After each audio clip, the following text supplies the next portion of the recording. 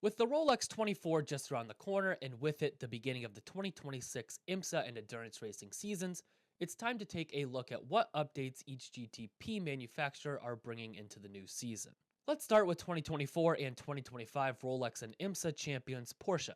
Despite their recent dominance, Porsche have elected to use two EVO Jokers or upgrades to update their machine heading into 2026. The biggest changes can be seen, although not heavily, in a revised front splitter and rear diffuser that should help the 963's aero, an area almost all manufacturers put major focus on in the offseason.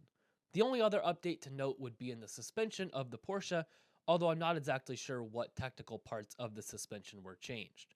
Regardless, the general buildup of the 963 goes fairly unchanged, and that's a good thing considering Porsche's recent success. As the saying goes, if it ain't broke, don't fix it. Cadillac come into the Rolex 24 looking to make significant inroads at Daytona, as they have not won the Rolex since their days of domination back in the DPI days, winning 4 straight between 2017 and 2020.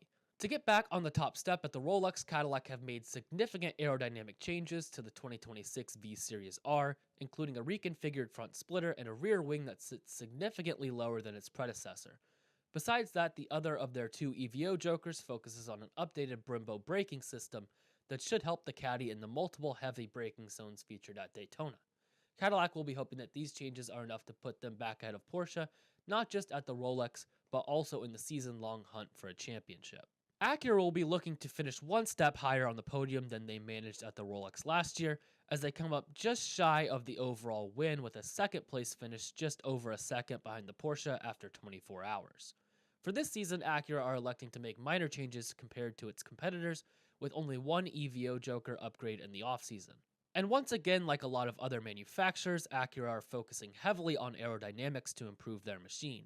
The ARX-06 will feature new dive planes on the front of the car, along with small changes to the rear that they hope will make the difference for them this season. The good news for Acura is that those changes appear to be paying dividends early on as they top the charts at IMSA's Daytona test in November. BMW have struggled up to this point at the Rolex, however they were in it in the last hour of 2025's race before issues got them in the end, finishing one lap down.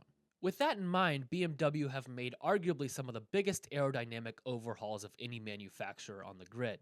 The M Hybrid V8 will have about half of its bodywork changed between the 2025 and 2026 versions, with the most obvious of those changes to the front grille, where it will move to shrink the size of its iconic kidney grille in an attempt to upgrade its overall airflow. Hopefully for BMW's sake, these aero upgrades will bridge the gap to the front even more than they were able to last season and help them finally break through at Daytona, something they have yet to do in GTP.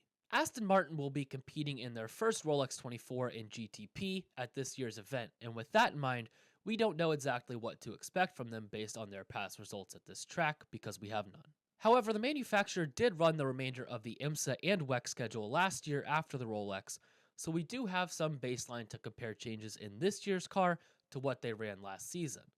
And those changes are not many. Aston planned to run virtually the same Valkyrie that they ran in IMSA last season, choosing to use this year to learn more about their car and what upgrades they need to bring to the program in 2027. The Heart of Racing program started to perform their best between IMSA and WEC at the end of the 2025 season in WEC, where they had finishes of 5th in Fuji and 7th in Bahrain, which Aston will be looking to take that momentum into a good result at their first Rolex showing in 2026. Those are all of the key changes, updates, and EVO Jokers coming to the cars of the GTP class for 2026. But what do you think? Who will be most effective and who will show the most improvement to kick off the year at the Rolex? Will Porsche continue their dominance? Will Cadillac retake its place at the top? Can Acura move up one step from its 2025 result this year? Will BMW finally make the jump at Daytona?